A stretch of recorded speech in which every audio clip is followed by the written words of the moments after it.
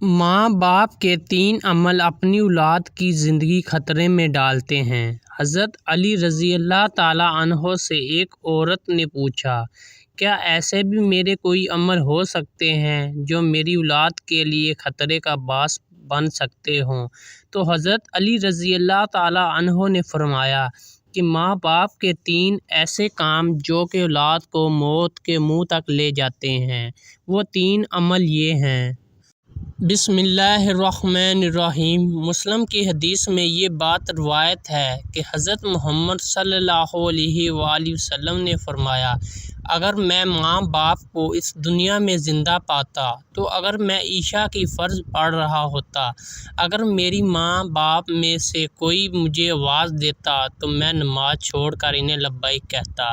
ایک دفعہ حضرت علی رضی اللہ تعالیٰ عنہ اپنے حجرے میں موجود تھے کہ ایک بوڑھی عورت آئی اور عرض کی، اے امیر المومنین، میری 2 ہی اولادیں ہیں، ایک بیٹا اور دوسری بیٹی۔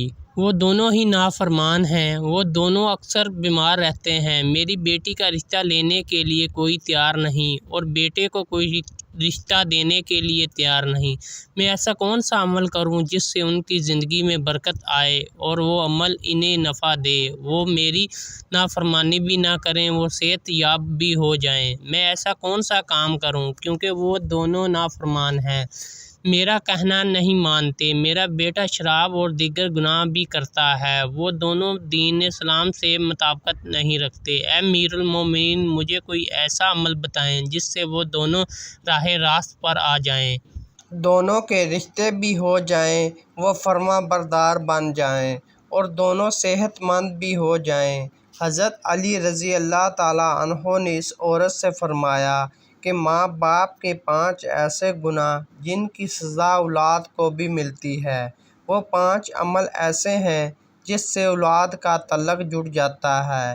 حضرت علی رضی اللہ تعالیٰ عنہ نے فرمایا، اگر ماں باپ یہ عمل کرتے ہیں تو ان کے عملوں کی وجہ سے اولاد بھی اس جرم میں شریک کر دی جاتی ہے۔ اس خاتون نے پوچھا، وہ 5 عمل کون سے ہیں؟ حضرت علی رضی اللہ تعالیٰ عنہ نے فرمایا، وہ 5 عمل یہ ہیں۔ نمبر 1، جس گھر میں والدین قرآن مجید کو سمجھنے کے باوجود اس کی تلاوت نہ کریں تو ایسے والدین تو اللہ کے عذاب کے مستحق ہوتے ہی ہیں، لیکن اس کی سزا ان کی اولاد کو بھی ملتی ہے۔ ایسے والدین کی اولاد نافرمان بے حیا ہو جاتی ہے۔ آپ اپنے گھروں میں دیکھیں کہ قرآن مجید جو کہ اللہ تعالیٰ کی آخری کتاب ہے اور حضرت محمد صلی اللہ علیہ وآلہ وسلم پر نازل ہوئی، جو کہ قیامت تک کے مسلمانوں کے لیے ہدایت کا منبع ہے، لیکن افسوس کہ ہم صرف رمضان میں قرآن کو پڑھتے ہیں یا پھر جب کوئی فوتگی ہو جائے قرآن مجید ہمارے گھروں میں موجود ہوتا ہے اور اس پر دھول جم جاتی ہے، مگر ہم اسے کھول کر پڑھنے کی کوشش نہیں کرتے۔ ہمیں چاہیے کہ اس مقدس کتاب کی تلاوت کریں تاکہ ہمارے گھروں میں اللہ تعالیٰ رحمتیں اور برکتیں نازل فرماتا رہے۔ جو ماں باپ قرآن کو سمجھنے کے باوجود نہیں پڑھتے، ان کی اولادیں بے حیا اور تنگ دست ہو جاتی ہے۔ نمبر 2، امیر المومنین حضرت علی رضی اللہ تعالیٰ عنہ نے فرمایا، جس گھر میں ماں باپ روزانہ لڑتے ہیں اور ایک دوسرے کو گالی دیتے ہیں، یہاں گالیاں دی جائیں وہاں شیطان ہی ڈیرے ڈالتے ہیں، فرشتے نہیں، اور شیطان ان کو ہر وقت بھڑکاتے رہتے ہیں۔ اور آپ خود سوچیں کہ جس گھر میں ہر وقت شیطان کا بسیرا ہو، فرشتے وہاں نہ آئیں تو ایسا گھر تو جہنم ہی ہوگا، کیونکہ فرشتے تو یہودیوں اور مشرکوں کے گھروں میں نہیں آتے۔ حضور نبی کریم صلی اللہ علیہ وآلہ وسلم کا فرمان اقدس ہے کہ ایک دوسرے کو گالیاں دینا اسلام میں حرام ہے۔ والدین کو دیکھ کر اولاد جوان ہوتی ہے، جیسا طرز عمل والدین کا ہوگا اولاد بھی ویسی ہوگی۔ جن بچوں نے ساری عمر اپنے والدین کو لڑائی جھگڑا کرتے، گالیاں دیتے دیکھا تو ایسی اولاد سے والدین کیسے توقع رکھ سکتے ہیں کہ ان کی اولاد فرما بردار ہوگی؟ اس لیے حضرت علی رضی اللہ تعالیٰ عنہ نے فرمایا کہ ماں باپ کو چاہیے کہ دین اسلام میں بات چیت کے جو طریقے بتائے گئے ہیں ان پر عمل کرے تاکہ ان کی اولادوں کی تربیت درست طریقے سے ہو۔ اس طرح آپ کی اولادیں نافرمان اور بے حیا نہیں ہوں گی۔ اپنے گھروں میں نیکی کی باتیں پھیلائیں، اپنی اولاد کو نیکی کا درس دیں۔ اپنی بیٹیوں کو حضرت فاطمہ زہرا اور حضرت عائشہ صدیقہ رضی اللہ تعالیٰ عنہا کے واقعات بتایا کریں، ان کے طرز زندگی کے متعلق بتایا کریں تاکہ ہماری بیٹیاں باحیا اور پردہ دار ہوں۔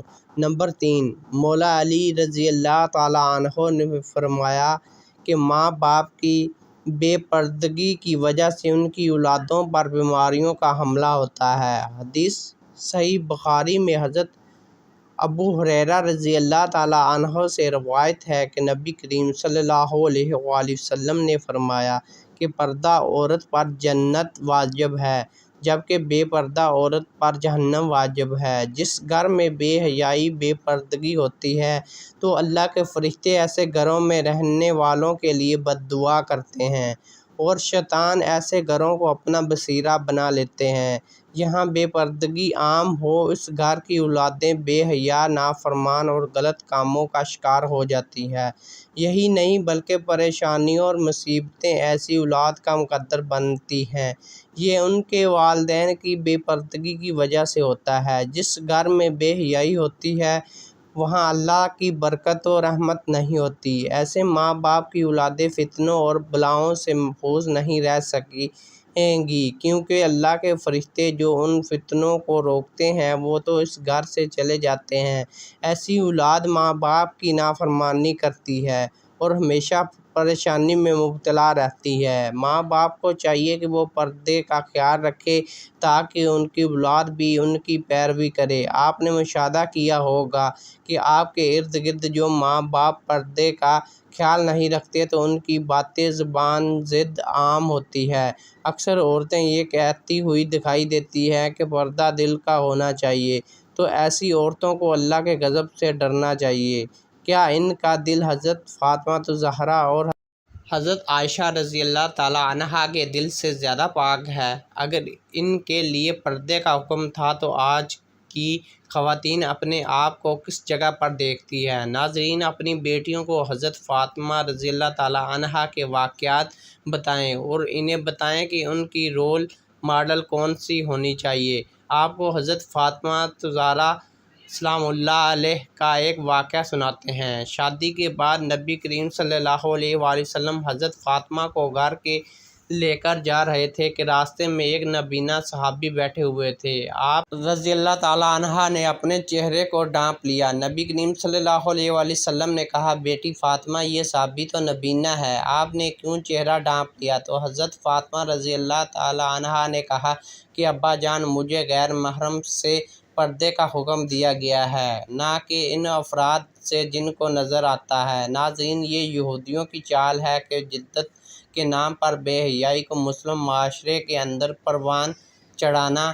لہٰذا اس دور میں جتنا ہو سکے اپنی اولاد کو صحابہ کرام اور اہل بیت کی زندگیوں کے متعلق بتائیں۔ نمبر 4، حضرت علی رضی اللہ تعالیٰ عنہ نے فرمایا کہ وہ والدین جو کہ کسی دوسرے کی اولاد کے بارے میں برا سوچتے ہوں، انہیں دیکھنا چاہیے کہ اگر وہ دوسروں کی اولاد کے بارے میں برا سوچیں گے تو ان کی اولاد بھی اس برے عمل سے بچ نہیں پائے گی۔ اللہ تعالیٰ ان کی اولادوں کے لیے بڑا کرتا ہے، کیونکہ اللہ تعالیٰ بڑی رحمان و رحیم ذات ہے۔ اللہ تعالیٰ ماں سے زیادہ اپنے بندے سے محبت کرتے ہیں۔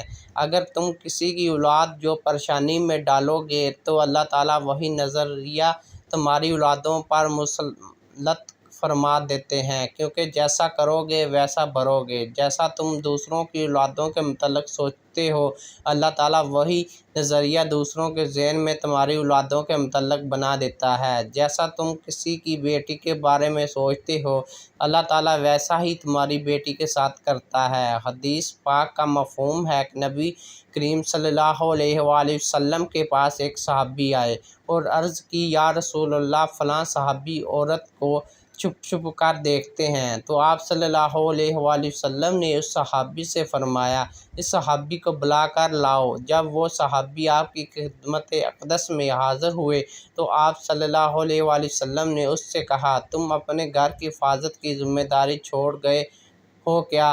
صحابی نے جواب دیا، نہیں، میں تو اپنے گھر کی آپ کے فرمان کے مطابق نگہبانی کرتا ہوں۔ آپ صلی اللہ علیہ وآلہ وسلم نے فرمایا، جاؤ گھر جا کر دیکھو کیا آپ کا گھر محفوظ بھی ہے یا نہیں۔ وہ صحابی جب گھر گئے تو دیکھا کہ اس کے گھر کی ایک دیوار گر چکی ہے۔ وہ صحابی واپس آپ صلی اللہ علیہ وآلہ وسلم کی خدمت میں حاضر ہوئے اور پوچھا، یا رسول اللہ یہ کیا معاملہ ہے؟